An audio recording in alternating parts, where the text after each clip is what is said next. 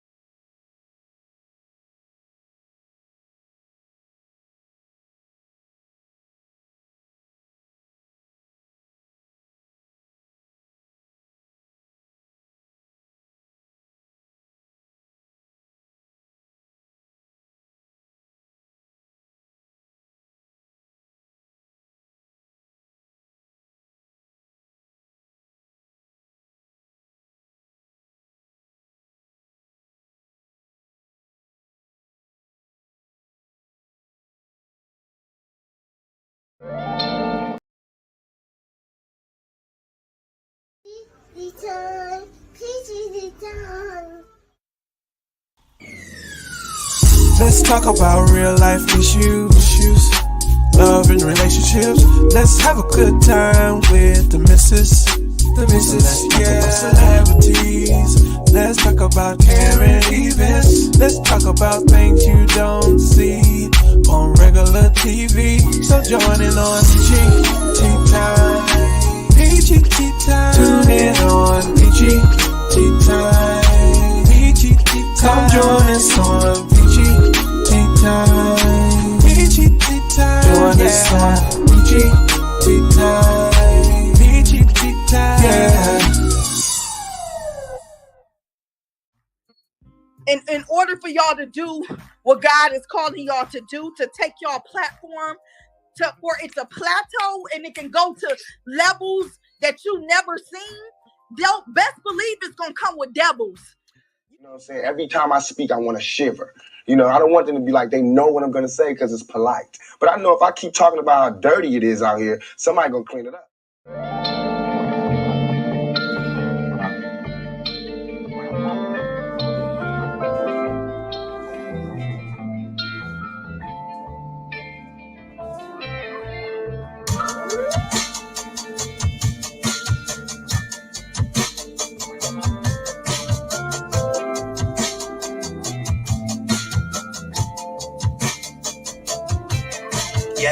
Yeah, my feet are on the ground thanks to gravity. Fire in the sky passing by through the breeze. Can I be relieved from the state of being? I just wanna leave, I ain't gotta pack a thing. Everything I wanna bring is inside of me. Take me to the stars, you can levitate me with the beam. We getting down to the wire, the world is on fire.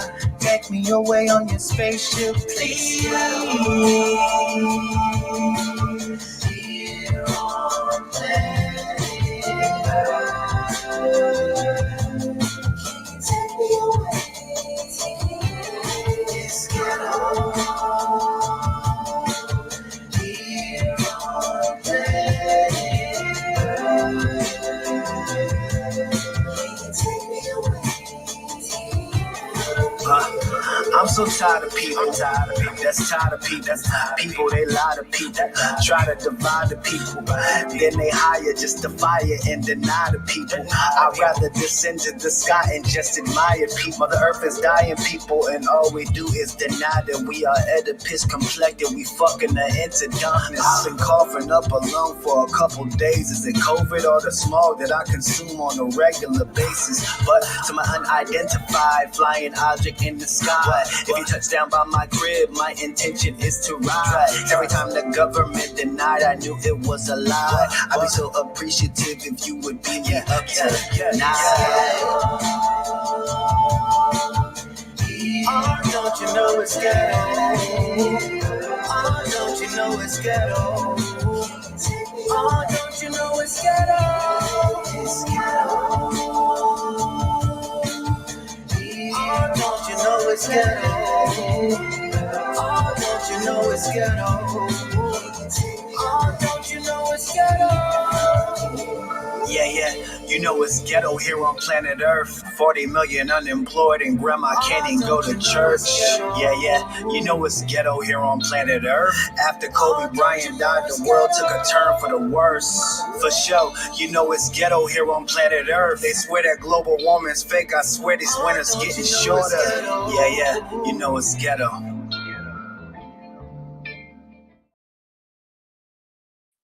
Hey, it's your girl, Delicious. Mwah. Hey, y'all. I feel like my background ain't right. There it go. What's good? Welcome to Peachy News, Peachy Tea Time, Peachy News Edition, baby. Sorry for the little mix-up up there. You know, I like to show the whole intro. So I apologize for that little mix-up. Shout out to Rosetti. Planet Earth is a ghetto. Shout out to him. I love this song. You can find him on all platforms. I'll show a few of his music just as well. We are waiting for our guest to come up. She is coming, though. I already talked to her. So she is from New Orleans. She from New Orleans, y'all. So y'all finna hear some New Orleans. What's the word I'm trying to use, y'all? What is it? Swag. Pooh said swag. But that was what I was trying to say. I bet you Jason know. Because here he come. Yeah. What up? What up, though? What was you saying? He said, Jason, what was you saying? I couldn't understand what you was trying to get out. That's the word I'm trying to use. Accent. I love her accent. New Orleans, they have a heavy accent. So I'm telling y'all, this is about to be a legendary show. Okay? A legendary show. So make sure you stick around and tune in for the entire show. Jason, is there anything you want to say before I bust them in the head with this update that y'all is going to probably fall out your bed or fall out your car if you're driving or fall off your couch or whatever you foremost, gonna fall when you see this update, because first and foremost, y'all better not be doing this and driving. Goddamn it, that's tough. It's gonna get you in trouble. But I want to say what up, though. Hope y'all are doing well. Welcome in. It is another edition of Peachy Tea Time. We're about to have a good time tonight. Have just a really great conversation with a wonderful person. But please make sure that you go look right above her head. When I say her, I'm talking Peachy. And you see us. We on Roku right now, man. So make sure you go run that Roku up. Go into the search apps and then look up Peachy Tea Time spelled with a Y. Time spelled with a Y. And you'll be able to see us and watch us live over there. But not only that, man, I'm a big fan of Ferg. So that Planet is a Ghetto was one of my favorite tracks by Ferg. Yeah. I've been rocking with him since I started hitting Station Head and Rosetti. So I hope we do get to hear some Rosetti later, man. That's another gentleman that I enjoy their music. So it was a good way to start the show. Great music. We definitely finna start the show. But first, when we talk about this update, y'all, when I tell y'all is mind blowing. I didn't even tell Jason about this. I didn't even tell Jason. I said, I'm just gonna hit them over the head with this because, baby, when I tell y'all my mouth was open, it was open, and tears instantly came to my eyes because of this mother. And I'm finna show y'all, and y'all gonna be very, very familiar. Very, very familiar with this story. So here we go. You know we gotta get into the fair usage, Jason. We gotta get into our fair usage. And we kicking it in New Orleans tonight. Everything is allegedly, everything is explicit language tonight. But what the mama got to say, baby. Okay? We're gonna respect her in the chat and all that. Okay, I want to make sure I say that. But again, this story that I'm finna show y'all right now, please pray for this mama. Please. Here we go. Let's talk about real life issues. love and relationships. Let's have a good time with the missus. The missus. Warning. Federal law allows citizens to reproduce, distribute, or exhibit portions of copyrighted motion pictures, videotapes, or video discs under certain circumstances without authorization of the copyright holder. This is called fair use and is allowed for purposes of criticism, news reporting, teaching, and parody, which doesn't infringe of copyright under 17 U.S.C. 107.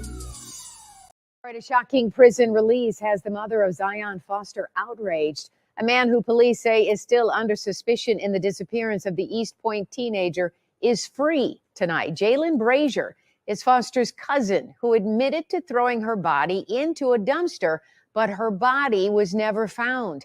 Zion was reported missing last January. 2 months later, Brazier was sentenced to 23 months in prison for lying to a police officer.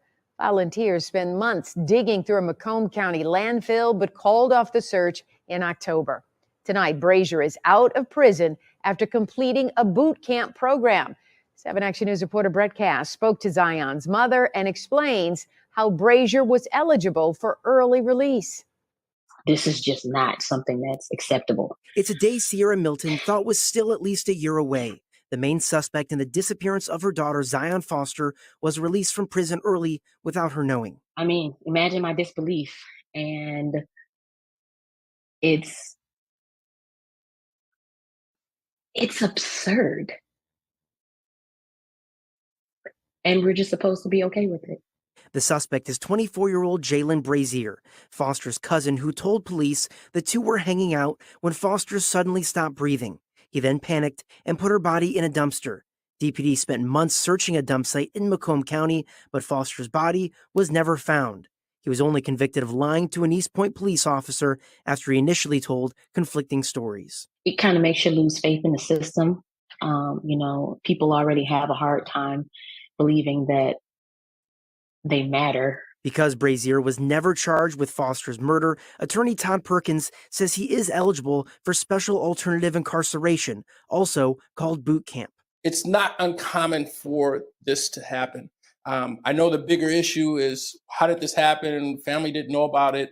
But this is the process. Boot camp is a 90-day program available to inmates convicted on certain lesser charges. In September, the judge approved Brazier entering the program. Without any more significant information beyond that, what's to stop a judge from signing it? And, who's to say that that person shouldn't be entitled because of something else that hasn't been charged? Detroit police say they're still relentlessly investigating the case, adding they have a strong suspect. Our detectives are constitutionally doing everything they can to talk to him, investigate him, visit with him, to make sure that we get what we need to charge that case where it needs to be charged.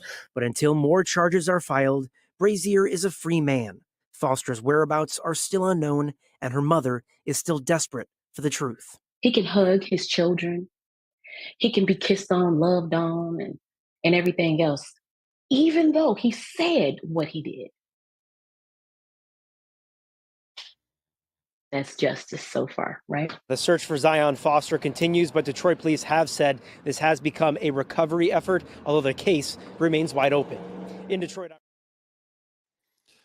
Damn, that's crazy. Jason, I know you remember this story. Oh, I remember this one. I played the hell out of this story. I gave y'all update after update after update after update. We ended with them in the landfill when they said they were done with the landfill. They had found a piece of mail. I remember that. They found a piece of mail that kind of like showed that she was in there, that her body had been in there. But they never found her body. And here this boy gets set free. That's crazy. Yeah, like he's out right now as we're speaking right now. He's out. Especially because he said that he was free. I mean, that he did it. You know what I'm saying? Like, that's wild. He said he didn't murder her. He said he didn't murder her, but she just stopped breathing, and he threw her in the dumpster. I think that's enough right there. Right. Like, why did you put, like, you really told these folks that you put her in a dumpster, and you're out now walking? Even if he did not get the murder charge, Jason, he still should not be out walking after he done told them that he put her body in a dumpster. Right. Yeah. I don't know nothing, man. That's crazy. I don't even know how to speak on that right now. Just because I felt like he did everything that he could do, but see, I'm even talking. Yeah, I don't know. We I'm don't so know. confused. We I'm just so going off of confused. what he say. Right? I'm That's so it. confused. We don't know if she was really smoking weed. We don't even know that. But that's what he said. That's what he said. And he sat there and told y'all that he put her body in a dumpster. And the judge, the same judge that acted like he was going so in on him, signed for him to go to boot camp. So right now, they're waiting because they want to know if the judge actually knew when he signed that he could be out this early. Right. Yeah. So don't worry, y'all. I'm gonna try to continue on with the updates on that. We do have our guests down there today. I guess backstage, baby. We got Hishaunda in the building. Hishaunda Riles. Hey, boo, I see you, girl. We got her down in the building. This is a very, very tough story, but I know she's gonna get through this. I know she is. She's a very strong woman. I've talked to her over the phone, and when I tell you guys, she is a piece of work. I mean, she's awesome, completely awesome. So when I tell y'all we are in for a show tonight, I ask everybody to pray for her. Pray for her after the show, not just right now, but after the show just as well. Continue to keep her in our prayers because it's not easy. It can't be easy losing 2 kids. It just can't be in a 2-year span. So here we go, Miss Hishaunda Riles. She is here, baby. Hey, boo. Hey, boo. How y'all doing? How are you today? Hi. Y'all can hear me? I'm Yes, doing fine. You're doing fine. That's awesome. Well, thank you so Yes. much for accepting the invite. I'm totally honored to have you here. Me and Jason both are honored to have you here. And we just want to make you feel comfortable. You know, you tell what you want to tell, or tell what you can tell. You know what I'm saying? And if me and Jason ask a question that you can't answer, because this is an open case, Jason, you just let us know and we'll skip right on over and ask another question. Okay. Now, I also have clips that I'll be showing with you. And at the end of the show, I have a surprise for you just as well. Okay. So we're about to get started. We are about to get started. Please, Hishaunda, tell us a little bit about yourself and where you're from, and what brought you to Peachy Tea Time. Oh yeah, she having a little bit of issues. She'll be coming up. She'll be coming right back up. So Jason. Yeah. I don't know what to say. I don't know what to say. This is such a tough story. I had a friend that came on. My friend Celeste's sister, Tiffany, and she lost 2 kids, a girl and a boy just as well. Right. Times like this, it's like you need everybody to be by your side. Absolutely. I personally can't imagine that. Can't right? imagine. It has to be something that's extremely tough to walk through. Exactly. Day to day is never the same. It's never the same. Never the same. Hey, Hishaunda, girl, we were just talking about you. Can you hear us? No. We have a little. You can't hear us at all? Okay, she should be able to get ready to hear us. Okay, she hit the mute button. Can you hear me? Can you hear me? Yes, I can hear you a little bit. The mute button just went back on. Her mute button won't stay on. Did I hit the mute? Right Can you hear there. me? Yes. Yes, I can hear you. You can hear me? Yes, we can hear I you. can't hear you. Off. You might have to take the Bluetooth off. Like, just don't even wear the Bluetooth. I was trying to get it down. Hello? Yeah. Let me take it off. Yes, we can hear you. Shit. Can you? We can hear you. But just turn off. You might have to turn off the Bluetooth. Okay, y'all. I am very sorry, y'all, for the technical difficulties. We just want to make sure that she can, be heard on the show tonight. Can you hear us now? Maybe we should go into a commercial right quick. Let's go into a quick commercial, y'all. We're gonna get into a couple of them. Here we go. Let's talk about real life issues, love and relationships. Let's have a good time with the missus. Let's talk about celebrities. Let's talk about caring events. Let's talk about things you don't see on regular TV. So join in on PEACHY Tea Time. PEACHY Tea Time. Tune in on PEACHY Tea Time. PEACHY Tea Time. Come join us on PEACHY Tea Time. PEACHY Tea Time. Join us on PEACHY Tea Time. PEACHY Tea Time. Yeah. When I first started my weight loss journey, I had no idea the change it would make. During one of the hardest times of my life, I turned heartbreak into hustle and pain into power. Breathe, work, stretch, let it all. Breathe, work, stretch, breathe, work, stretch, let it all. Breathe, work, stretch, just breathe, work, stretch, breathe, work, stretch, breathe, work, stretch, breathe, work, stretch, breathe, work, stretch, breathe, work, stretch, breathe. Work, stretch, breathe, work, stretch, breathe, work, stretch, just breathe, work, stretch, breathe, work, stretch, do your thing, girl. You in the gym working out, you wasn't playing, girl. Yoga mat, you doing yoga, meditating. I see you elevated cause you separated. Yeah, you pushing up the weight, they just wait. Waist straight, strap, go steady pace. After I shake the haters, we gon' drink a protein shake.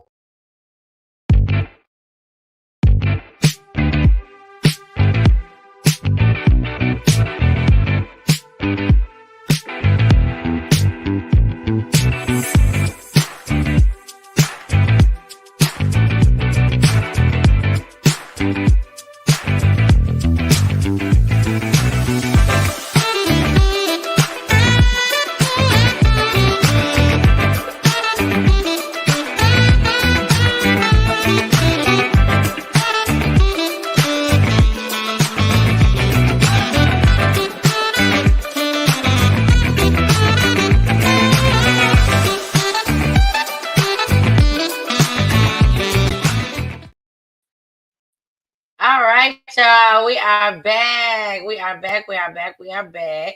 Hi. There we go. Now we can hear you. You can hear me? Yes, we can hear you just fine. Can you hear us? I don't know what's going on.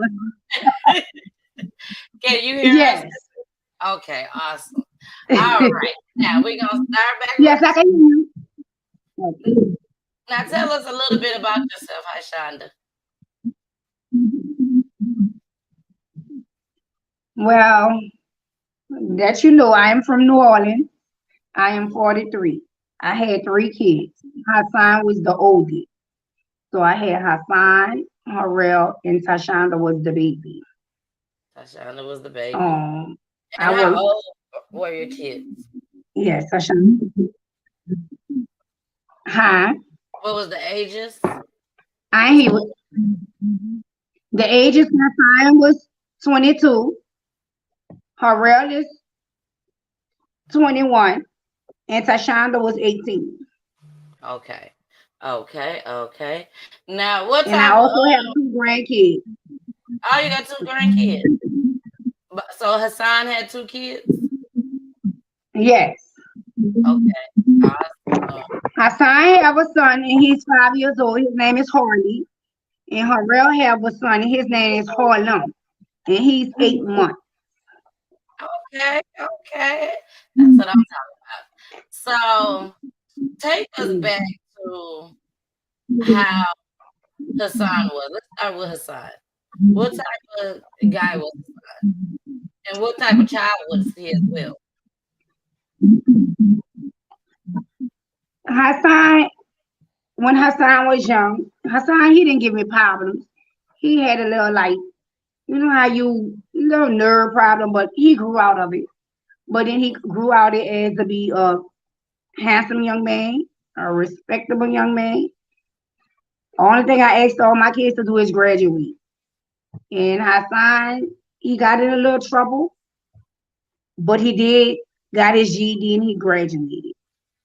Okay. Hassan, he was very close with his siblings. That's with Tashonda. Him and Tashonda was very close. He was very overprotective of Tashonda. Oh. He enjoyed family. He liked to spend time with his siblings. He was fun. I have one of my little cousins that he's here. He's 11 years old. And Hassan will go get him and bring him to go to the store. And he said, Hassan, bring him, and they go flirt and meet the girls. And he'll go ignore the girls' phone. So with him, it was like with Lamar, he took it hard because he looked it up to Hassan. And Hassan, he's right here. Say, hey, Lamar. Hello. How y'all doing? Hello. So How are you? Hassan, a lover's boy. How you want to say it with all the females? He was All just that type. He had that charm. He was just that type. All of the females like him. Even the grown women used to ask him, "Is that your son?" Hey, he ain't no but 18 at the time. I'm like, y'all can't mess with him. Man, don't tell nobody my age. Son, you ain't no 18 years old. But my dude, yeah, he was. Now, was he in a steady relationship with anyone? With his mother? You had a baby mama. You know when you young and you fuss, you fight. So it's like wasn't really steady. He had friends, you know, but he loved his baby mama, you know. He wanted to be a family man. And he tried it. But you know, as you get a little older, I don't know. Yeah. But he loved his Sometimes son. No matter what the situation was, his son was his pride and joy. Awesome. Sound like he was a really, really good person. Yes, he was. And he had a heart. He had a heart like me. You know what I'm saying? Like, my cousin had told me, like, right a couple of days before he paid, she had said he went and got a couple of pizzas. And he went and fed the homeless. And like the day he passed, I found a letter that was in his car, and it was all the things that he wanted to do. He wanted to feed the homeless. He wanted to open a hair salon. My ladies them do hair, so he wanted to open a hair salon where they can sell hair and they can do hair. He wanted to have a transportation. He also wanted to have transportation for the elderly. So he was a very passionate, loving person. That's what it sounds like. That's exactly what it it sounds does. It sounds exactly right. like. Now, was Hassan an innocent bystander, or was he targeted? That you know. I feel Hassan just was targeted, and he wasn't targeted in a way that he wasn't out here. It's just the crowd that you kept. It always said it's the company that you keep. Yeah. So when it feels that Hassan was the type of person, he had a lot of friends. Whatever his friends were doing, it didn't matter to him. He wanted to see them grow. So Hassan liked to rap, and his friends liked to rap. So he'll spend money on studio time just to see, to get them into positive things. So I don't know if it was if they couldn't get who they wanted to get and they knew Hassan believed with that person, so they targeted him. Exactly. And I'm sure all of us have heard of that happening several times. Several times. Now, I know he was found. Was it in back of Walmart? Yes, he was found on Adel Lane in across the street from Walmart in the neighborhood that I was raised in and familiar with. He was familiar in the area. So that would make me say it was someone that was close to him that did it. Can you go back and walk us through what happened that day? Like from the time that you woke up, was y'all living together? Did he live with you? That night, Hassan called me, but I had missed his call. Phone was on do not disturb. I don't know why. It's just sometimes I can't. But I always was a worried mother. Like him being at that age, and then he, not excuse me inside. I worried a lot. So I called and he answered. He said, "Mom, I'm okay." But this particular night, I missed his call.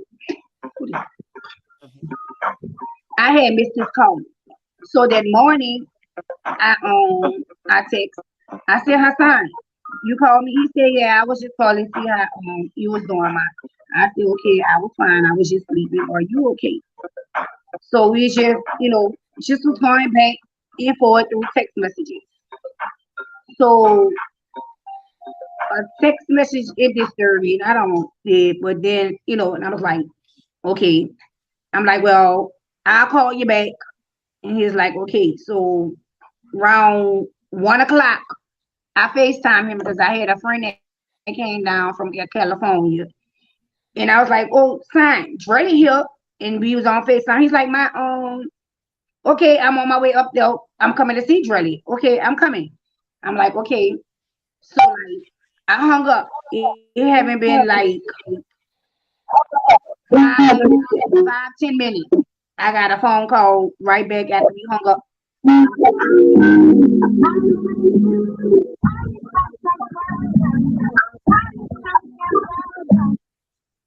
Girl, how come you tell me? I'm sorry about that, kid. No, it's okay. It's okay. We can hear you now. Yeah.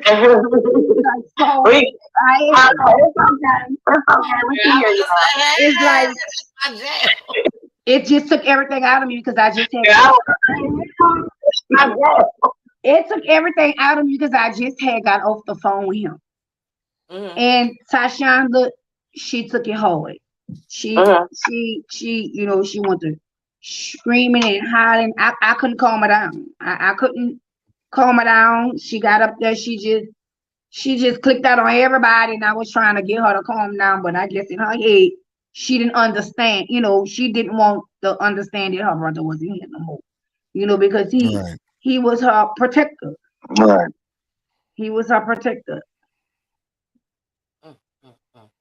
Now, where were you at? I feel like going. I was at home. Can you turn the volume? Can you turn the volume down some? And by the time I got up there, What's that? I was either gonna do not disturb. Sometimes I got up there, they didn't want me to see them. They didn't, they didn't want me to see them. And when I did get a chance to see him, I only saw him when it was time for me to bury him. And that's when I noticed he was shot multiple times. So I had got him cremated. So how did you identify the body? I didn't identify. I couldn't do nothing until it was time to do a funeral. So I done the service where I could see the body.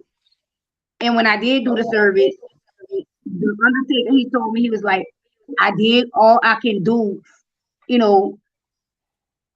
with him. And I was like, he did a good job. They did a good job. But it's just I couldn't really see him because he didn't really look himself. Yeah. At that time. He didn't look himself. Yeah. Now this happened in 2022, correct? Yes. I mean, no, 2020. I'm sorry, 2020. This happened in 2020. 2020. Hishaunda. Yes. Okay. So after your son passed away, how did things affect Hishaunda?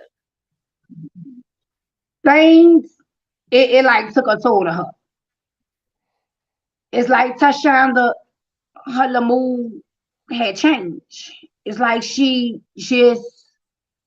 kind of changed a little, meaning like, but I told, she was like kind of always saddened. But like I told Hishaunda, don't let it get you down. You know what I'm saying? He wants you to finish school. He don't want this. So she got herself together and she's like, okay, mine, that's right. I gotta keep going. I gotta keep pushing myself. This is what my brother will want to see me across that stage, because it's like my mama always said never plan nothing. But it's like he planned it how he wanted everything for her graduation. What he wanted to do. How, he wanted to get her a car. He wanted to see, it's a lot that he had planned it for her. And it was like he was cut short from doing it. Yeah. And it's like when it was time for her, I was preparing myself to do them things for her. And it's like for graduation, I was like, I want to give you a graduation party, Hishaunda. And she's like, oh no, I don't want no graduation party, Ma. Just get somebody to sing to me. Oh. And I never thought. Get somebody to sing to me. And that you had to get somebody to sing at her funeral. At her funeral. Yeah.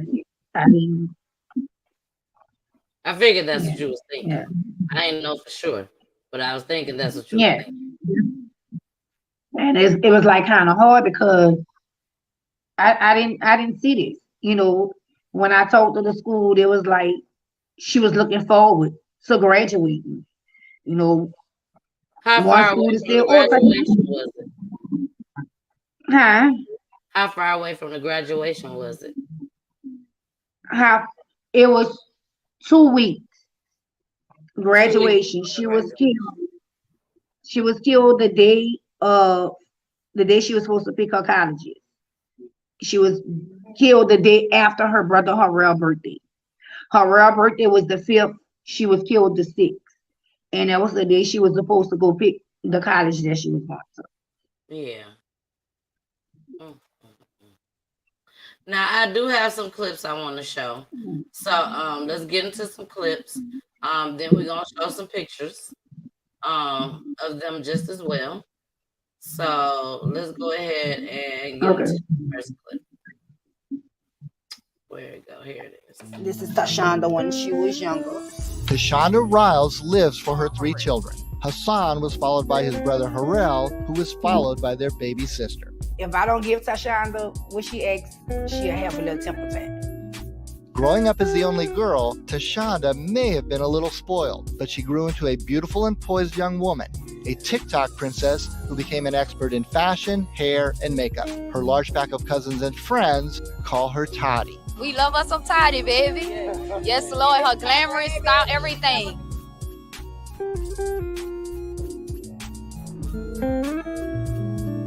Very respectable young lady. I always taught them, even at the age, yes, ma'am. No, sir. Riles surrounded her kids with love, just like she was raised, but without the hard edge of violence that hit her when she was in 8th grade. I watched my mama go through it. My brother was 17 when he got killed. And I watched other family members, but I never thought in a million years I would be standing in this shoe. But the multi-generational streak of violence that haunts so many local families would eventually hit Riles. It was 2020. HASAAN, then 22 years old, was visiting the family's old neighborhood of the St. Thomas housing complex, now demolished and rebuilt as River Garden Apartments. She had just FaceTimed him when she got another call. As soon as I hung up with it, I got a phone call right back, and it was just saying, you need to get up here, HASAAN just was shot. And I'm like, huh? I just got off the phone with him. What you mean? I was in shock. You know, and it's just, when I got up there, he didn't make it. HASAAN did have his own previous troubles with the law, including jail time at 17 for being an accessory to an armed robbery. But he turned his life around, working, paying off his fines, getting a GED. All right. Now, one thing that stuck out to me, and you mentioned it as well, that your mom went through this. Your brother was killed.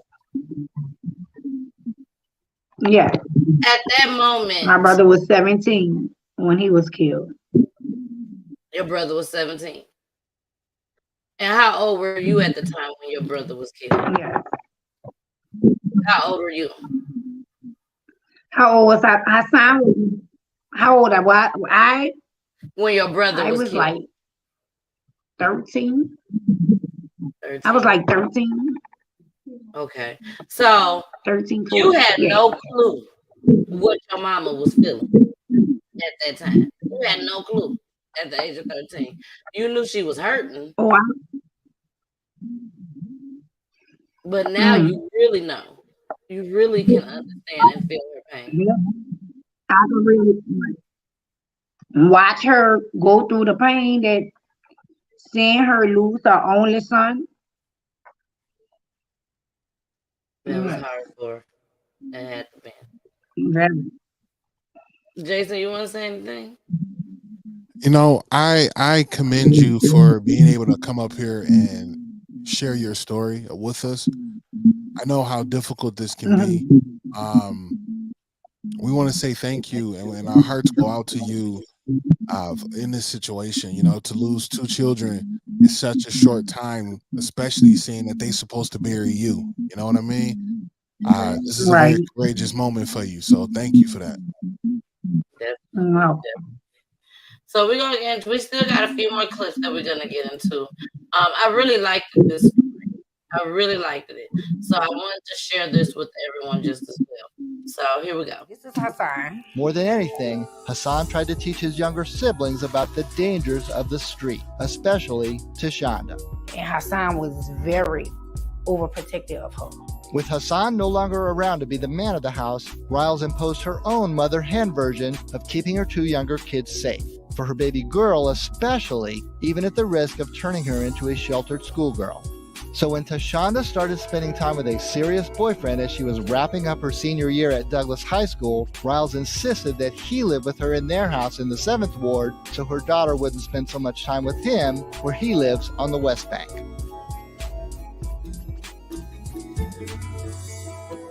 I had already talked to him and told him about I just had lost a child. You know, You're supposed to protect her. As Hishaunda approached graduation, she was flourishing. She got accepted into several colleges and set her sights on becoming a nurse. She gonna pick Dillard, Loyola, Xavier, top schools. A detective called the school and said it was an accident. I never even knew he even had a gun in my house. Because if he would have, he wouldn't have been allowed in my house. Sean May was arrested. He remains in jail, awaiting trial for manslaughter. He originally was booked with negligent homicide, telling police his gun went off accidentally. But when a grand jury heard more about the case, including the gun going off twice, then May allegedly fleeing the scene and throwing the weapon into a canal, the panel upgraded the charges to manslaughter and obstruction of justice. But we were trying to protect her for things like this. Riles says Hishaunda's death hits hardest when she sees other young women laughing, singing, cutting up, just like her daughter. When I see other young ladies that was kind of slimmer like her, and I just look at them and it just remind me so much of her. And sometimes I have to just walk away because I'm like, my daughter's supposed to still be here. Hishaunda's death hit Douglas students hard. At graduation 9 days after she was killed, her name was the last one called. Riles went on stage and accepted her diploma. The Walmart where Hishaunda worked part-time also honored her. She had a beautiful smile. She had a beautiful heart. They're supposed to be burying me. I shouldn't be burying them. Just last week, family and friends gathered on her birthday for a memorial. They released balloons. One of her cousins sang a tribute. Baby, I've tried, but I can't forget you. You know you got your hooks in my soul. Hishaunda Riles still lives for her kids. She attends every court hearing for Sean May. She recently marched with other families who lost their loved ones to violence. She has turned her home into a shrine for her two lost children. She still talks to them, especially to Hishaunda. What do you tell her? I call in the morning when I walk through, I call her beautiful. Good morning, beautiful. Mama miss you. I'm thinking about you. And I also say we're going to get justice.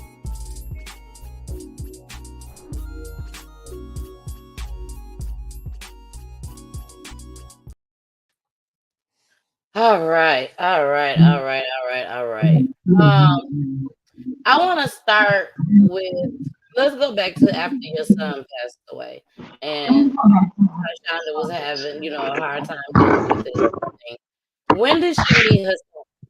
I mean, not Sean, her boyfriend. And for those that's not aware, her boyfriend is the one that actually shot her and killed her in her bedroom. But when did she meet him? Did she meet him while HASAAN was alive or after? No, she just had Aggie. They go to school together. So she must have been met Sean. She been asking me did I want to meet him. But like I said, I wasn't ready for Tashawn to have a boyfriend. I was only focused on her going to school and college. So I wasn't quite ready to meet Sean. They've been talking since what? His senior year, and what month? Like in August, Melanie said. So she been trying to get me to meet him. I didn't really was ready to meet him. And she was like, "Man, you gotta stop being like that." And I'm like, "No, I'm not ready. I just want you to focus and go to school." So when I did finally meet Sean, what I got out of it, he was just too quiet for me. If you ask him something, he just was like, I have his head down. He was just too quiet. No eye contact, no nothing. So I told Tashonda, I said, what they say about quiet people? Quiet people is sneaky and just something about him is not really catching with me. And she'd be like, "Ma, see, you always saying this. See, you always thinking somebody this and that." I'm like, "Sorry, I'm just saying, you know what I'm saying? Maybe I could be wrong, but I'm saying." So I had my little nephew, they knew who I am. So I said, "See if you can talk to Sean and see if you can get something out of him, because I can't get nothing out of him." Then he had started kind of coming around and like kind of talking, but he'll talk so low and I have to holler like, "Sean, I can't hear you. What you saying?" You know, I didn't mean to holler, but that's what I have to do because you talking so low like a baby and you 18 and I can't hear you. So it's like anything I asked him to do, he did it. Don't get me wrong, he was very respectable young man. He did anything I asked him. But that day I don't know what happened. Okay, so let's get to when he moved in. So she was going over to his house a lot. Was he living in the back area? Yeah, she'll go visit, but then because she was staying with her grandmother, and her grandmother was like, "No, Toddy, look, no, you got to be home." Then I guess when you tell a teenager, when you're married with one person, and you think you come by your mama gonna let it go like that too. So at first I didn't do it. Then I was like, okay, I didn't know what the situation it was with Sean at his home, because when I asked about his parents, it's like he shut down on me. So in my head, I'm like, well, okay, I'm not gonna get into details. It must be something. So I'm not, hey, yeah, he can. And she was like, "Mom, can he go to school from over here? Because he live way on the West Bank." So I'm like, okay, yeah, he can go to school from over here. I don't have a problem with that, long as you go to school. And when he did move down, I said, "Look here, y'all. You're 18. You're about to graduate. You need to get you a job." So I was looking for jobs and everything, for him to start working and stuff like that. He had got him a job and everything. But it's like he always wanted to work with her. And I never got the understanding why he always wants to be around her. And I always told him that y'all is 18. You don't have to always be around each other. You don't have to work with each other, because that's not good to always want to be around each other. And like sometimes I like, "Sean, you have to go home." And he's like, he don't want to go home. And I was like, okay, I don't know what the situation was. Why he never wanted to go home. I didn't know if he felt like my house was a safe house for him. And I really didn't get into details. I was like, okay, but I was bringing them back and forth to school, work, and everything. Okay. Now, I know you felt when me and you spoke over the phone. You told me that you had got a lot of backlash from different people. I did, because people was like judging and was like, "How could you let a 18-year-old have a boyfriend?" And like I tell people, y'all don't know the situation. My family will tell you, my nieces will tell you, I was always that person, even with their friends. My house was like a shelter. I'm 21 years old, and my house was like a shelter house for my little nephew and them friends. I put their friends into school. I didn't know the situation. So that would make me like, if you feel comfortable in my house, cool. You feel safe here, I don't have a problem with it. And it's like, I had got a lot of backlashes. It's like, because she was only 18 and why she had, but you can't judge on something you don't know. That part, for real. Exactly. And I knew when we talked over the phone. And I knew at that time. Yeah. I said I knew when I had spoke with you on the phone, I knew that was bothering me. So I wanted to give you the opportunity, to speak on it today. Because because it's like, I can tell it really bothers judge you, right? because it's like they're judging and they don't know what the situation is. You know what I'm saying? Maybe he could have been abusive at home. I don't know the situation. He didn't open up to me, but I went through as a me coming up.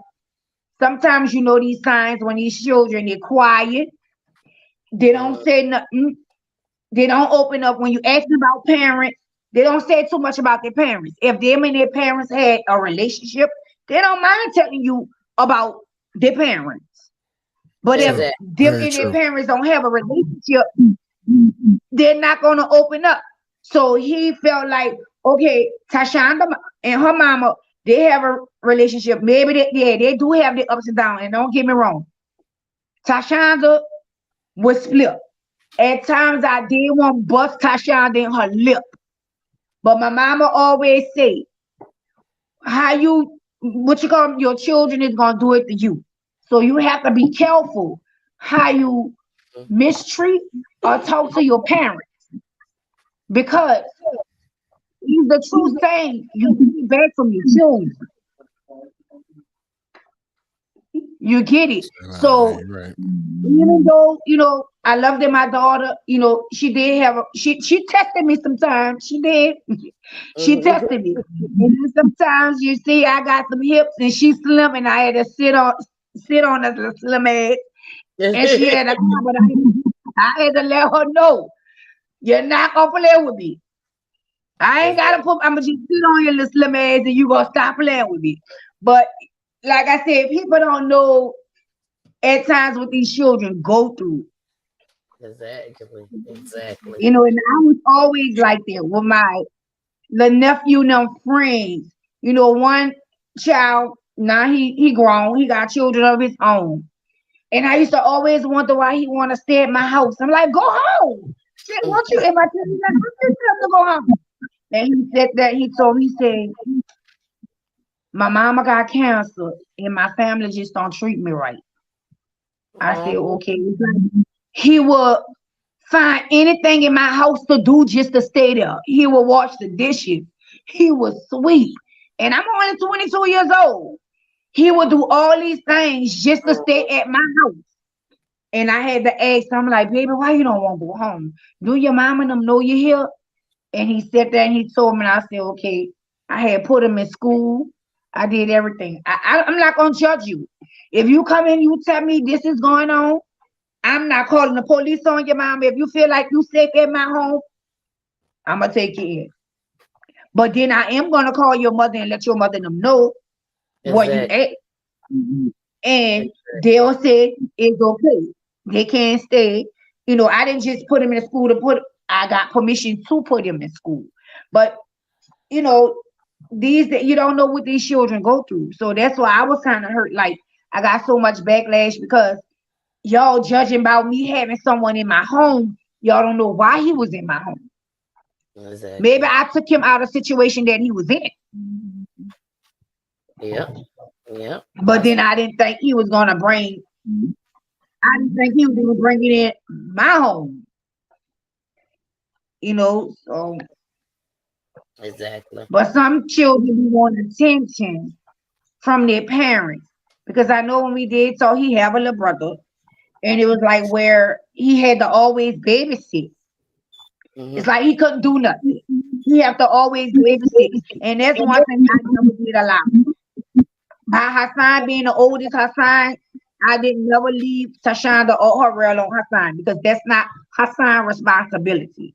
He have to live his life. He have to go. But now these parents thinking the older kids have to watch these little ones. No. You don't get no freedom. You got to let them breathe. You got to let them go be teenagers. Exactly. Well, we got a couple more clips that I want to show. So here we go. Then you know what to do about yourself. You need a whole. And community leaders did come together to announce a plan they hope will jumpstart the city's fight against crime. Hoping to add some urgency to the city's uphill battle against crime, a coalition of nearly 200 New Orleans civic groups announced a 3-year plan today to tackle the problems that's outside of the usual government agencies. It is an investigative reporter, Mike Perlstein, was at that announcement today. He also got some reaction from one mom who says help cannot come soon enough. I daily see news reports that address carjackings, car break-ins, and shootings. At one time, these crimes would only happen at night, but now it's day and night. Calling the city's crime surge a crisis, a broad group of nonprofit organizations pledged to raise $15 million to help the NOPD and at the same time boost youth programs. This is not an either or. We need to support both public safety and our kids at the same time. At the same time that those community groups were announcing a 3-year plan, a grieving mother was here at the criminal courthouse dealing with a far more immediate crisis. 3 years is kind of long. Right now, I think the crisis need help. They need help now.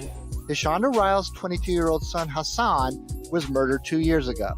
Her daughter Tishana was killed in May. The 18-year-old's boyfriend, accused in the killing, was arraigned today. Hurt to have to go through this twice within 2 years. We are absolutely in a crisis. And we're in a crisis on the same level we were in at Katrina Point when we were drowning. The NOLA Coalition has already raised and distributed $500,000 to dozens of programs for kids. But retired Judge Calvin Johnson, a coalition leader, said just like rebuilding after Hurricane Katrina, long-lasting change will take time. If we do that kind of thing, we will change this city dramatically. But it's not a quick fix. This is not a quick fix. To accelerate progress, the group also vowed to push the city's elected leaders to move more quickly on their own plan, from police recruitment to eliminating blight. Mike Perlstein, Eyewitness News. Well, that coalition made up of 177 different organizations also took some not-so-subtle jabs at the city's elected leaders to address the crime problem with more urgency. Police arrest a man, 18-year-old Sean May, for a homicide in the St. Roch neighborhood. Police say he shot and killed an 18-year-old woman a little before 1 o'clock this afternoon in the 1800 block of Painter Street. Shortly after arriving at the scene, detectives identified May as the suspect, and after questioning him, say they took him into custody. He's booked with negligent homicide and obstruction of justice.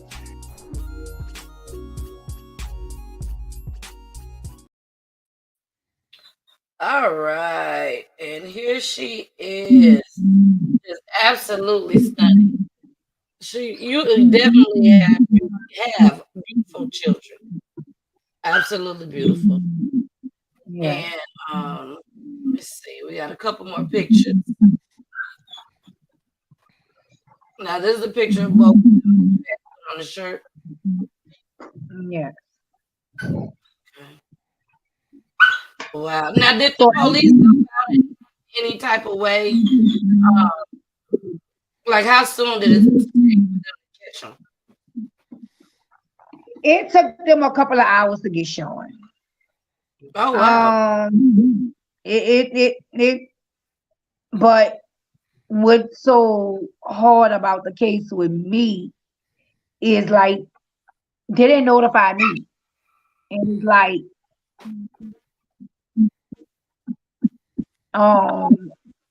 what's so devastated is like I had to go to the police station, and it's like y'all made me wait hours and hours, and it's like it's just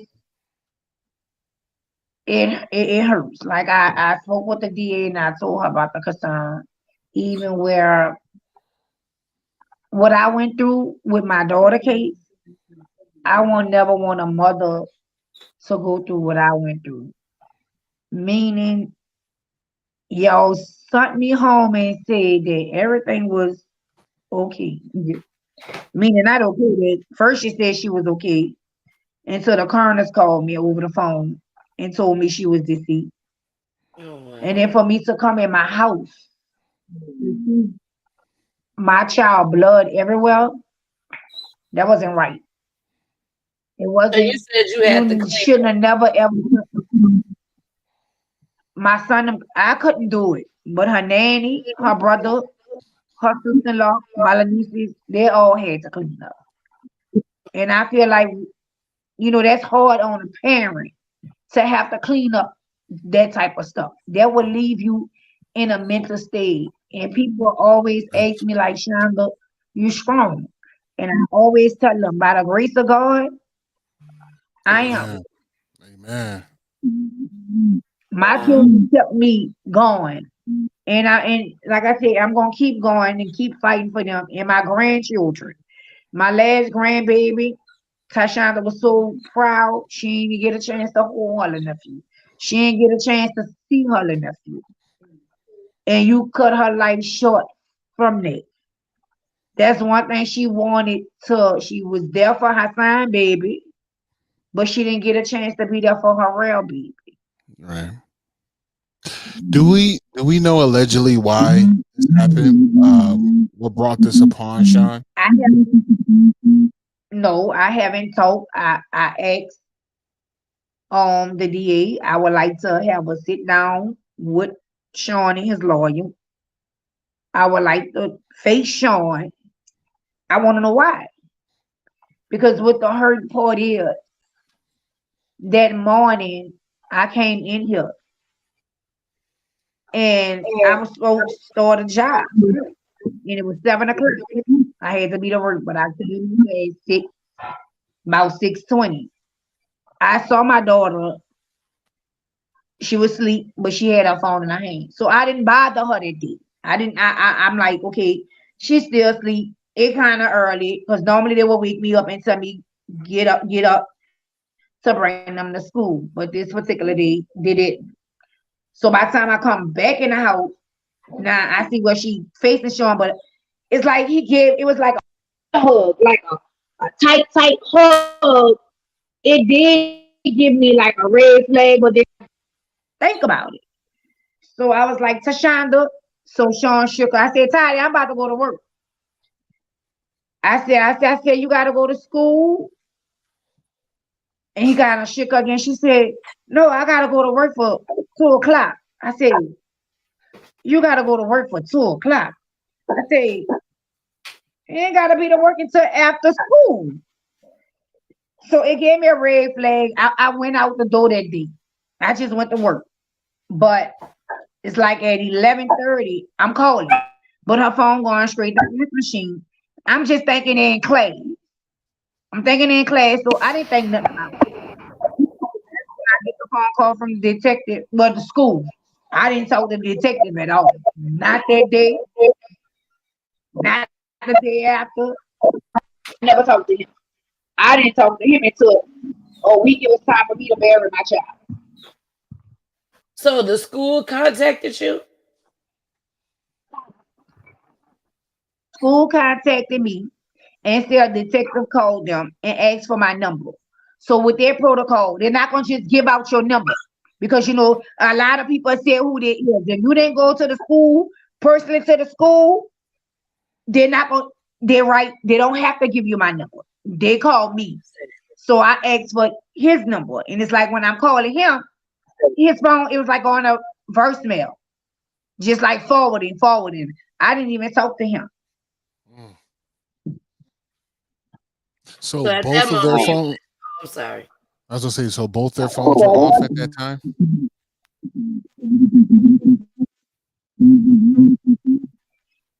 Sean number was Sean. The sister was showing him. It's always Sean breaking his phone. He always break his phone. He breaks his phone, but then he always want to use Tashonda's phone. And I had the day before I had just asked him like, why you always want Tashonda's phone? You just got a phone. Oh, I broke it. Like, okay, why is you keep breaking your phone? Mm-hmm. But come to find out why her phone was going to answer machine, he broke it. Wow. Could you say that they had a pretty strong relationship from what you saw? And I'm just the charge that they gave him. I'm just very upset with it because I'm not sitting right with it because she was doing. It wasn't an accident because shooting her twice when a gun dropped, that's not accident. No. So it's not sitting with me with the charges they want to give him. You know, on tomorrow is the hearing. In the morning I have to go to court. So I'll definitely be praying for yes. you, Hishaunda. Definitely. To go to court in the morning. Okay. Well, I do have something special for you, and then I'm gonna let you, say what you have to say before we wrap this up. But here we go. Here we go. Here we go. Here we go. I hope you enjoy it.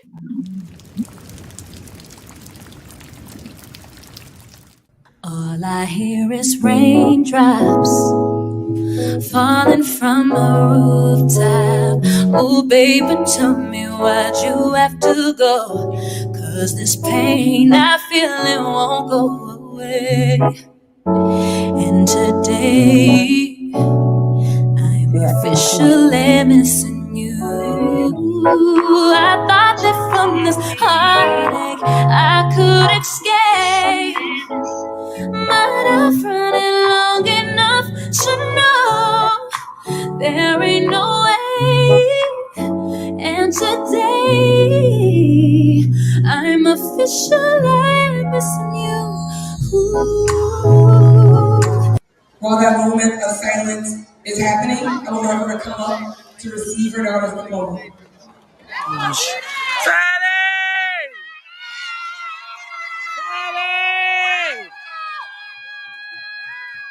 Hishaunda! I'm sorry, people.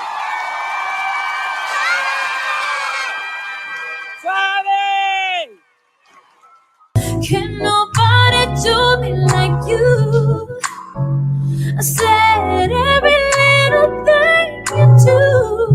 Hey, baby, say it stays on my mind. And I officially, it's official. Ooh, you know that I'm missing you, yeah, yeah, yeah. All I hear is raindrops. Ooh, yeah. And I'm officially missing you. All right, Hishaunda. Let everybody know, what was that moment, that feeling that you had when you was able to walk across and accept your daughter's diploma? I just felt all the love in that room when they called her name. And when the students, they got screaming, crying, and my family was there. I know you heard one big mouth. She right there. She said, it's just like, it's just let me know she was very loved at the school. She was, they showed love for her. They had a second line band. They really showed love. And I just felt like, I needed that support. It's like I had family support and also from the children. Exactly. Now they went to the same school. Yes. Your daughter and Hassan, you was taking them both to school every day. I used to go pick them up. And it's like, I guess a lot of people didn't know, because when I had to go to the school and get something, and the security guard was like, "Oh, Miss Rouse, you coming to pick them up today? You coming to sign them out?" And I really just look at him and I just start crying. I'm like, "They didn't tell you?" He's like, "What?" I said, "Sean killed her." And he was like, "Come on." And I'm like, "Yeah." He didn't even know. So it was like it was an impact on the school. You know, some of her classmates they reach out, they still reach out and text me and ask me how I'm doing and things like that.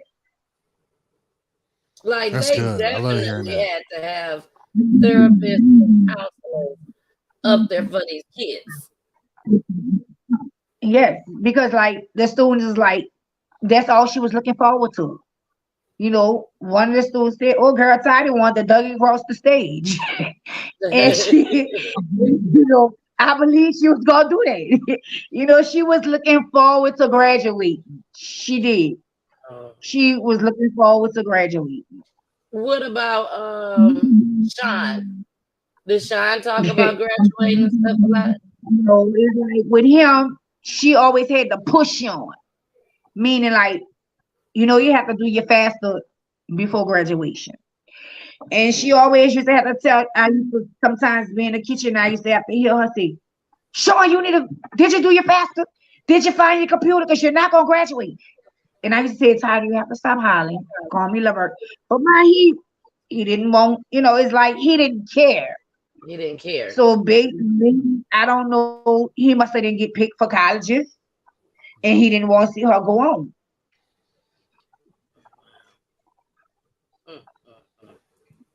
Have you He didn't want talked to his parents since this happened? It's like not really. I feel like I shouldn't have to reach out to the mother. I feel like the mother should have reached out to me. Being that was your child, I don't fault you. I wasn't angry with you. It's like I called her and then, but they didn't show up at her service. And to this day, I still haven't really like talked to them. The DA asked me the question, what if the mother reached out, would I talk? Yeah, because she didn't do me nothing. I can't fault him on something your child did. But you gotta let me know that you concerned. But when you don't reach out, you're not concerned. I don't care what the DA see or what the lawyer see. If I feel like this mother, she lost her child and you say you loved her, I'ma reach out to her. But it's like, no, they don't reach out. And HASAAN case has not been solved at all. HASAAN case haven't been solved at all. I feel like with HASAAN case here in New Orleans, they look at a young black male. They're out doing this, which it wasn't the case. And they just they attended just to throw their case cold. Meaning, some of these detectives, all of them is not bad. Don't get me wrong. You got some good ones. But you got some ones that's here and you're down with these killers.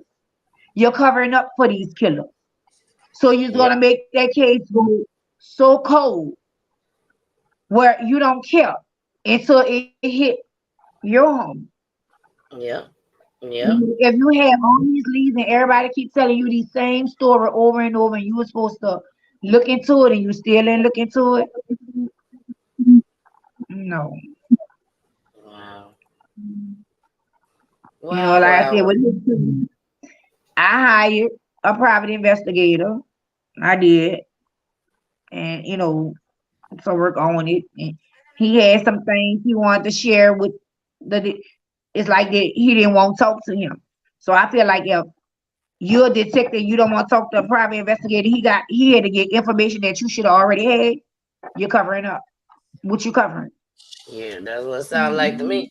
You supposed to talk to everybody. You're covering up. I had to pay out my pocket. I'm a hard working mother, but I had to do what I had to do to try to get some answers. And that's right, because they'll sit there and listen to people that call them Crime Stoppers, which is random people. They're trying to get the bread, but you won't listen to a private detective. You don't want to listen to the parent because why you don't? You don't want to listen to them because you know these people and you don't want to get involved. But if you didn't want to get involved, you shouldn't have took the case. Give the case to somebody else. If you feel like you knew them, Give the case to somebody else. Don't waste your time. Because with him, with my child case, my child got killed March 13th, 2020. You called me the next day and said somebody broke in your car. How that go? How somebody break in your car and take evidence? Tell me that. What? Tell me that. How somebody break in your car and take evidence? Or you just thought you could just tell me any damn thing and I was gonna go with it? No. That means you knew the person, they knew you got the stuff, so they took it, so that's how you brought it, you know. And you See, with me, oh my gosh. You know, with me, he told me, oh, Miss Riles, you could have, guess what? Just literally, you know, I wanted to go to school to be forensic. I can do your job for you, but I'm not going to do it for you because that's what you get paid to do. If you thought I was going to let you sit up there and tell me somebody broke in your car, you out your damn mind. Then every time I call him, phone calls just going forwarding. I'm calling up the main office. He gonna call you, never call. Find out they promoted him somewhere else. You ain't even tell me that. No, they ain't promoted his ass, got on out of there because he know the heat was too hot for him. And he think I don't know that. But I know. Because the streets gonna always talk. Just like the streets talk about murders, the streets gonna talk about your age. Yeah. And like I told his colleagues, even the private investigator said he covering up. Yeah, he covered some shit up. And it was too hot for him, and he didn't want to deal with the case no more. So did they contact you to let you know who is working on the case now? Well, my lawyer, because I also had got me a lawyer and a private investigator. So my lawyer, by her, she used to be a detective a while. She knew somebody that was on in a cold case, what you call it. So the person that they knew, he's working on it. He have HASAAN case. Okay. Yeah, it's a cold case. I haven't talked to him in a minute because there was the leads that I gave them. They was looking into all it. So I know he said it was gonna take a little while. They're there, but they just got to get everything to make an arrest. Which that was kind of good with me. Long as he told me, he kept me informed he wasn't like the other one, like just like, oh, okay, I'm gonna get back with you, and you know, he kept it real. Okay. So he's saying like you could be in the right direction. Yeah, I could be in right. Okay. So I'm just waiting on them to just, hey, let me know what it is, you know. But it's just they don't have no kind of down here where like DNA, what you call, you gotta send stuff off way out of town to get DNA, which I feel like is like it be contaminated. Once you try to send something here and there, it's just it's contaminated. You need your own forensic in your own area. Then you can get the murder sold, but they sold the ones they want to sold. But us as the young black males and young black women, they don't care. They don't put as much time and effort until it hit home. Right. And I felt like that even with my daughter case.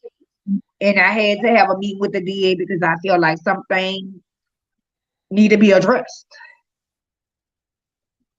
It needed to be addressed. I don't care how you like it with the go, we's gonna address it. Then I want to meet with every last one of y'all. You know, at this time, you are your kids' voices. Yeah, you are absolutely. Voice. I am. And you are like Hishaunda's voice. You know, so yeah, so it doesn't matter how many times you have to call down there, get on their damn nerves. Who cares? Because you are the voice for them. Now, how is your other son, your living son? How is he handling everything right now? Because I know this is a lot on you. Her brain is like kind of distant. Right. Her real is distance because when I didn't want Tashonda with a boyfriend, and I would call her real. See, her real is way different than HASAAN. See what I said? I said no boyfriend and no boyfriend. I don't want me them. I don't want nothing. Her real, like when they want something, I'm mama. But when they want to be playful, I'm Shonda. Girl, Shonda, girl, let that girl have a boyfriend. Look, she 18 years old. Want you, now that this happened, he kind of hurt. So he kind of distanced because it's like my mama, I didn't understand what my mama mean by don't let her have a boyfriend. But now that I see what my mama meant, because now my little sister is gone. My little sister, I can't have no little niece, no nephew by my little sister. I couldn't even see my little niece walk across the stage. I mean, my sister walk across the stage. So he felt like I should have just listened to my mama. Instead of just telling my mama, like, let her go ahead and have a boyfriend. I think that was just him being a sibling. What do you think, Jason? I think so too. I think there's just a lot of energy in that space for him right now. Say that again. Huh? No, I was talking to Hishaunda, Jason. What did you say? Say that one more time. No, I thought he had said something. Oh, okay. I'm sorry. Go ahead, Jason. No, I was just saying. I think there's just a lot of energy in that space for him right now. Missing two of his siblings and just feeling real empty, alone. I know he has you, but those was his siblings as well, and people that he connected with. That his confidants for the most part. Big bro gone, and then obviously being the protector of little sis. It's just a lot of energy that can't be placed right now.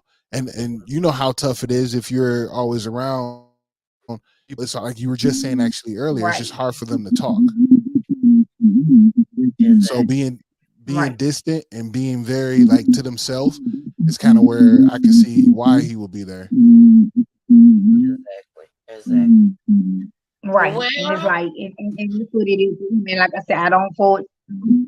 Yeah. It's like I said, actually now I'm in her room.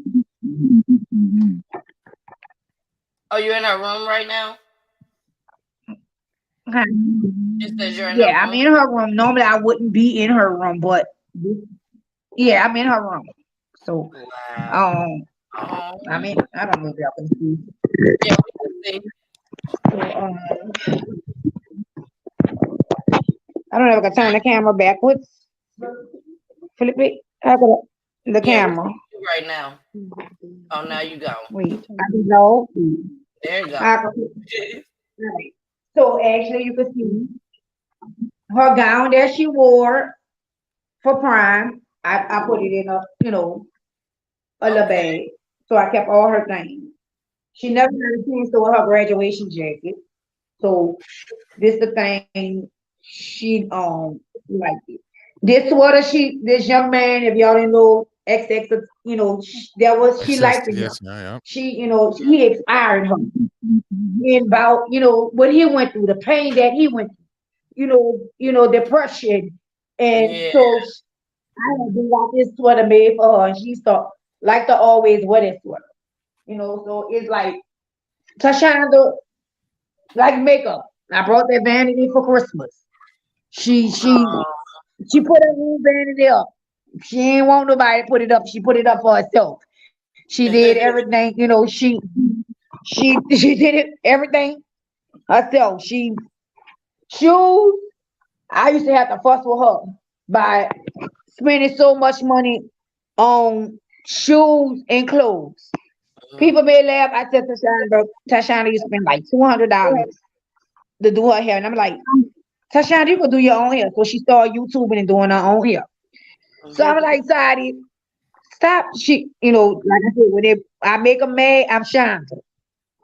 And she's like, Shonda, girl, just because you won't keep wearing that stale ass hair for weeks and months, that's on you.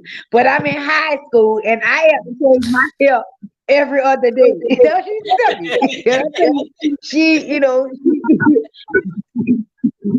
She used to tell me, and I'm like, Tidy girl, whatever. I ain't got time to be spending no $200 on no hair. She said, well, that's on you.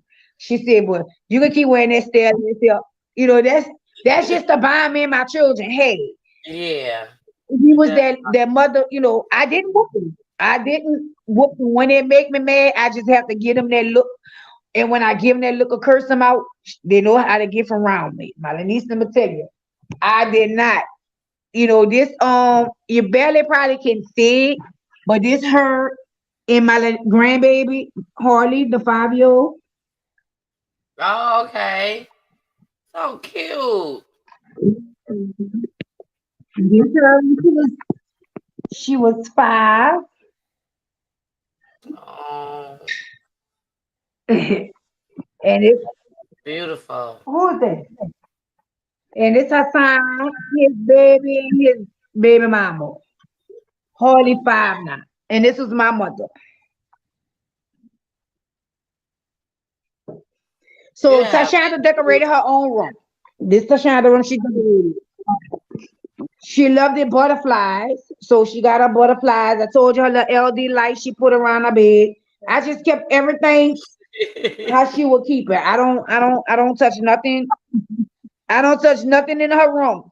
Because if I touch something, I could just hear like, girl, don't touch my stuff. You know, and you saw the little cutout that I had got. That was the little cutout. Yeah, that she had a la prom, you know. So like I said, I actually, huh? Yeah, you didn't hear me just say one of them put it behind me, and I was like, go lock my car door, and I'm like, I'm thinking it's tired. Like, don't do that to me, because it seemed real. Wow. So actually, I said, we got her sign cremated, so this is why I have him resting it, this her little table, so I have her sign resting here. Okay. I put him like in her room. They're back together, you know. Exactly. And so this is for his little thing, and I had got this made. Oh. And actually, y'all saw the pictures of me and his brother. Yeah, that's the So picture yeah, with. so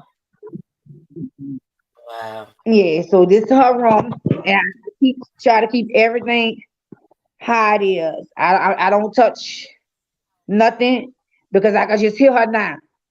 Don't touch me. Don't let nobody touch my, you know. So I don't touch nothing for her. I leave her room how it was. I don't touch it. I straighten it up, but I'm not touching it. I ain't, you know. I normally. Oh, this picture, Harrell, he threw Sean's away. So I had brought him, and we all went to the park, and she made this.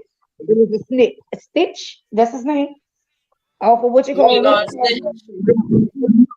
Yeah, Toddy made this. Sean had did one too, but yeah, she drew that. She had a lot of talent. She had so much talent. I didn't know she could draw, hair, her nails. She had so much talent. So when she wanted something, she knew how to. She'll even sew. She just go on that YouTube and she she putting it all together. Yeah.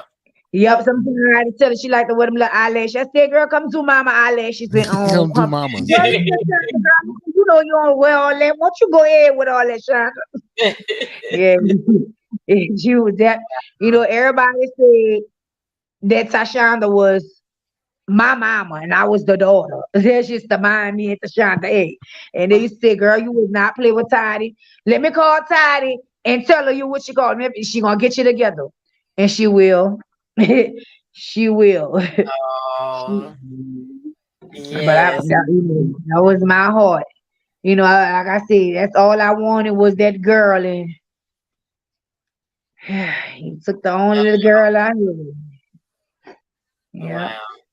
Well, we're gonna get into some of the comments. Okay. Tiffany said, "Hey, Tiff." Tiffany said, "I'm finding out that police officers are all over from state to state. They do absolutely nothing. I'm having the same issue with my 2 kids that were murdered. it's so sad that because we are black, that our children murderers are not arrested. Yeah. Right. And then we True. have Kiana Cunningham. I miss my cousin so much. Love you, Tidy. My cousin is so strong. So strong. Wow. All right. Tiffany also said, praying that God continues to comfort you and your family. Your strength is remarkable. Yes. Mama Peach, send the prayers up for you and hope you get justice in Jesus' name. And then BG, I admire your strength. Blessings to you. Yeah, so you got a lot of support out there. A lot of it. A lot A of lot love. of support. Yeah.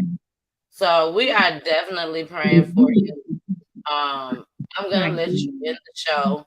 And when you end the show, that means that you're just gonna be up there by yourself. I want you to let people know where they can find you at, number one. And unless they want you to come on their platform, or if somebody out here that watching that can help, help apply some more pressure. Okay. Now, also, I want you to let everyone know from a mother's perspective, like how it is losing two children. The after effect. The after the fact that you're buried them or they was cremated. Now it's over with. Now you're there by yourself. Everybody's not, always gonna be around. The people that was around for the funeral and all that. Once everything is over, people kind of spread out and everything. So I want you to let everybody know how you feel, okay? But I'm gonna bring you down for a second, and then I'm gonna bring you back up. Just one moment. Jason. We've done it again. Another one, man. Another one. My heart goes out to this family. It's like really does. Yes. I thank you all, that watched tonight. Y'all was in here tonight. This cannot be easy for her. To come up on the platform of someone that you don't even know. Right. She don't know me. She don't know Jason, but she know her kids, and she know the love that she has for her kids, and she knows that she want to bring awareness and she want to find justice. Absolutely. She want to seek justice. So if this is what she has to do, this is what she has to do. If there's other commentators that's watching, when she give her information, make sure y'all have y'all phones ready, pen and paper, whatever y'all use, to reach out to this young lady to push this story. Because if we could push this story, ain't no telling what can happen. It's all about the resources. Exactly, Jason. Exactly. So I pray that y'all continue to pray for her, for Hishaunda Riles, for her family, for Tyshaunda's family and friends, because they have friends. She was in school and she had a part-time job. So I know people, a lot of people and young people are mourning right now over the loss of her, the murder. So that's what it was. That's what it was, right? That's what it was. So Jason, is there anything you want to say? Hey man, you know me. Hey, look, don't come looking for me, man. But if these cases are still open for this family, the Riles family, please make sure that if you're in the Louisiana area, the New Orleans area, New Orleans area, and you're able to help this family find closure in her oldest son case, please do, man. We say it all the time. You see something, you know something, say something. Help resolution come to a close. Bring this to a close for this family. I pray for you, Hishaunda, and I hope that you just gain even more strength. It won't ever get easy. I just know that I've lost family members as well to gun violence. I know it just never gets easy, But at times I sit in prayer and I hear their voice and I hear them talking to me, telling me how proud they are of me and how much they love me, and just continue hearing that voice, because we all hear it, right? We all hear it. There's a voice that you hear inside of you that don't sound like you, and that's God. And sometimes it's them too that's just speaking to you, right? So channel into that energy, and then just show a grace and love to yourself and to your family. All right. Well, Jason, we're gonna pull you down. All right, y'all. Again, I'm so honored to have this family on here today. Hishaunda, the people in the background, I'm so thankful that they came to help support her just as well. I'm glad that you all showed up and showed out today. In the comments, that helps just as well with support for Hishaunda. Your family was out there watching. Hey, fam. Thank y'all so much. Y'all, thank y'all. Thank you, boos. But at the same time, we do this each and every Wednesday, y'all. Each and every Wednesday, we have a family that comes on. If we don't have a family, we just show normal crime clips. For those that's out there, and this is your first time watching, we show crime clips on Monday, Wednesday, Friday, and Saturday. Okay. Jason is with me on Wednesdays only, and then my husband is with me on Fridays. So we'll be back again on Friday. I have a ton of stuff to show y'all. But again, this is about Hishaunda, Tyshaunda's mom, HASAAN's mom, and showing her some healing. We might be a little hood healing, baby, but we're healing, okay? We ain't got no therapist or shit up over here. But baby, we'll help you heal some type of way. Some type of way. We'll put a smile on your face, we'll do something. Okay? That's that hood healing, baby. That's that hood healing. But thank y'all so much for joining tonight. I'm gonna go ahead, let Hishaunda end the show by letting us know, how it feels to lose 2 children, how she's feeling right now in the midst of everything. And Hishaunda, I'll know when you're finished, and I want you to stay on just a little bit longer after I end the broadcast, just so we can speak. And then after Hishaunda is done, y'all, we're going to get into our final commercial. Then you got to listen to my babies. So y'all better make sure y'all stick around. Listen to my babies. I got one more thing I got to say. Mama P said, hey, cousin Mary Williams. Hey, Cassandra McDaniels. Hey, Cassandra, girl. Cassandra said, hey, Carolyn. See, my people, we just be having our own conversations just as well with each other in the comments. That's why I just love them so much. I really do. Hey, Tamika. Mimi is in the building. Justice for both of them. That is correct, Kiana. That is correct. So here comes Miss Hishaunda, baby. All right, Hishaunda, girl, you take over, girl. You take over. All right. Well, it get hard. Like Tashonda's birthday just was in October. We celebrated her. HASAAN's birthday is about to come up in February. So it's hard. It is very hard for me. Even hard for me to even have to walk through my house and knowing that Tashonda not here. I used to walk through her room and she's like, girl, you making all that noise with your feet. I can't hear that no more. I wish I could bring that back, or just like we just go at it, just like we sisters. We not mother and daughter. We like just two sisters. It's hard. I don't wish this pain upon no mother. Everybody asks me how I get through it, how strong I am. I told them about the grace of God. The DA, she asked me. She told me I had to let go.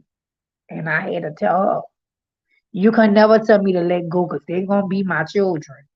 I'm going to always think about them no matter what. If you didn't lose a child, don't ever tell me to let go. How could a mother let go of someone she carried for 9 months and someone took their life as young that they was?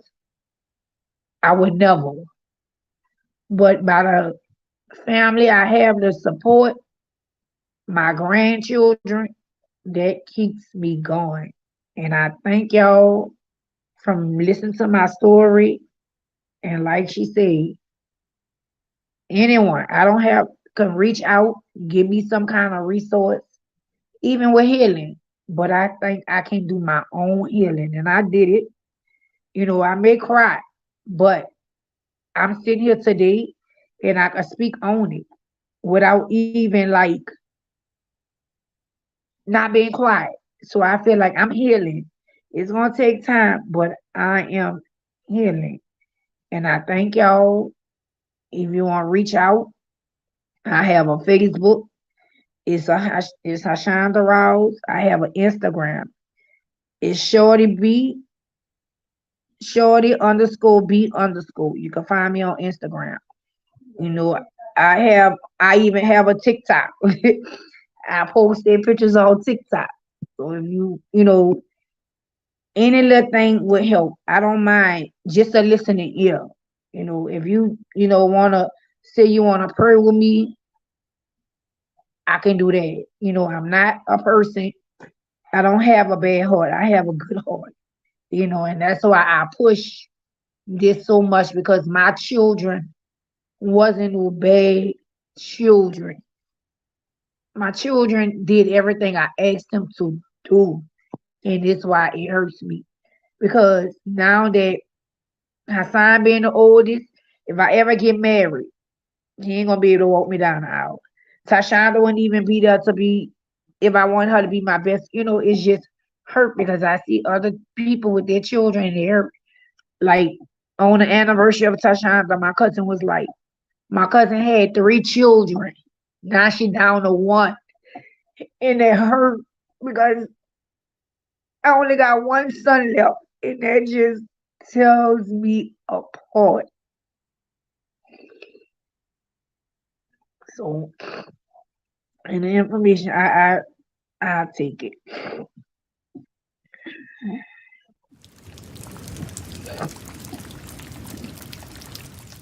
All I hear is raindrops falling from a rooftop. Oh, baby, tell me why'd you have to go? 'Cause this pain I feel it won't go away. And today I'm officially missing you. I thought that from this heartache I could escape. Might have run it long enough to know there ain't no way.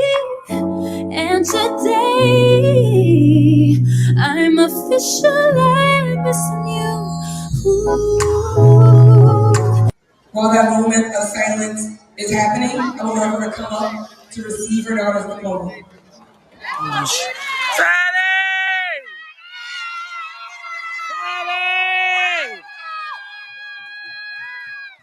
Hishaunda! I'm sorry, people. Charlie! Can nobody do me like you? I said every little thing you do. Hey, baby, say it stays on my mind. And officially, it's official. Ooh, you know that I'm missing you, yeah, yeah, yeah. All I hear is raindrops, ooh, yeah. And I'm officially missing you.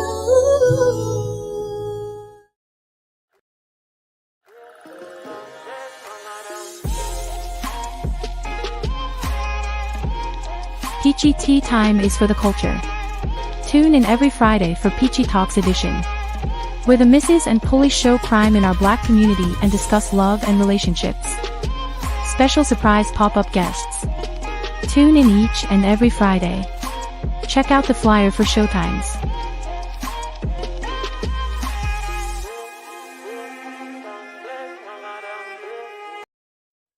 Damn, Biggie, what's this?